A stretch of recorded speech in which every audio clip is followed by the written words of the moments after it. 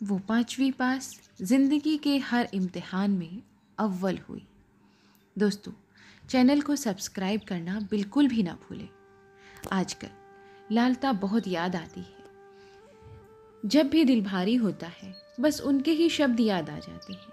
बहू, जी ना छोटा कर, सब अच्छा होगा। भगवान बाबू को बनाए रखे, उनकी कमाई में बरकत हो। ससुराल में एक वो ही सहारा थी, माँ की कमी को बिन कहे पूरा करती थी। तो वो दाई पर हम लोगों का अपने बच्चों की तरह ख्याल रखती थी। भरे पूरे परिवार की मालकिन थी।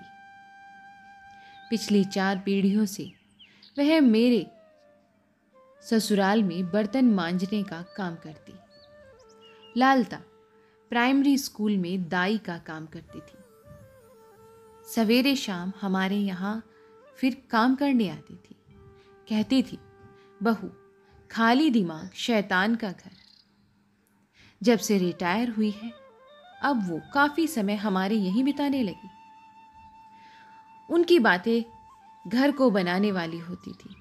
कोई नहीं कह सकता था कि वो 5वीं पास है।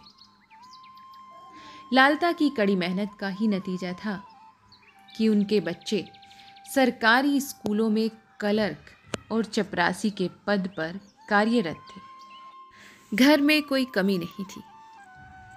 4 बेटियां, जिनमें से 3 अच्छे घरों में ब्याही थी, पर चौथी को पोलियो था, तो बस उसी की चिंता लगी रहती थी। उसके लिए मेरे सलवार सूट मांग कर ले जाती थी वो। अपने पति और उनकी अपनी पेंशन से बहुत अच्छे से गुजर बसर भी हो जाती थी। अब उनकी बिटिया को भी विकलांग पेंशन मिलने लगी थी। एक बार हम लोगों के साथ मथुरा गई। लौटते समय ट्रेन लेट थी। सभी को भूख लगने लगी तो तुरंत अपने झोले से काजू, बादाम, किशमिश हम सभी को खाने के लिए दिए।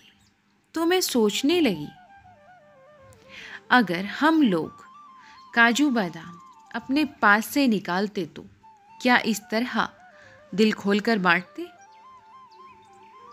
अभी परसों ही मथुरा में सत्संग खत्म होने के बाद जब सब कमरे में आए थे, तो सबको चाय पीने का मन था, पर दूध गर्मी की वजह से फट गया था, क्योंकि टेंट में विलासितापूर्ण सुविधाएं नहीं थी। नंद ने अपने बच्चे के पाउडर वाले दूध की चाय बनाई और अपना माँ बेटी चाय चुपचाप से पीकर बैठ गई।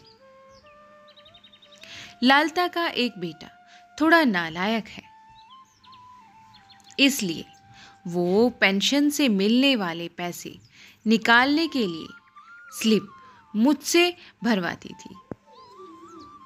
एक हमारी सासू जी इस कदर पैसा चिमोट कर ले कि बहुओं की कहीं से उनका पैसा दिख ना जाए, वो इस तरह छुपा कर रखती थी। लालता के कुछ नियम से वो आज भी दुनिया में न होकर भी सभी के दिलों पर राज करती है। अपनी बेटियों को उनकी गलतियों पर हमेशा डांटती और बहुओं को समझाती, बहुओं की ज़रूरत का हमेशा ख्याल भी रखती थी। एक बार मैंने अपनी जेठानी को ब्यूटी पार्लर जाने के लिए सास के पर्स से चुपके से पैसे निकालते हुए देख लिया।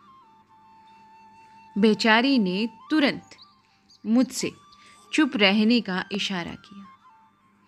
मुझे देखकर वो डर भी गई थी। बहुओं की कोई निजी ज़रूरत ही कहाँ होती है। रोटी, कपड़ा, मकान तो हमने दे ही दिया है। साथ ही घर में किसी विशेष अवसर पर काम बढ़ जाए तो मदद करने के लिए नौकर की व्यवस्था के लिए अगर कहो तो ससुर जी का एक डायलॉग होता है कि तुम लोगों को किस लिए लाए हैं।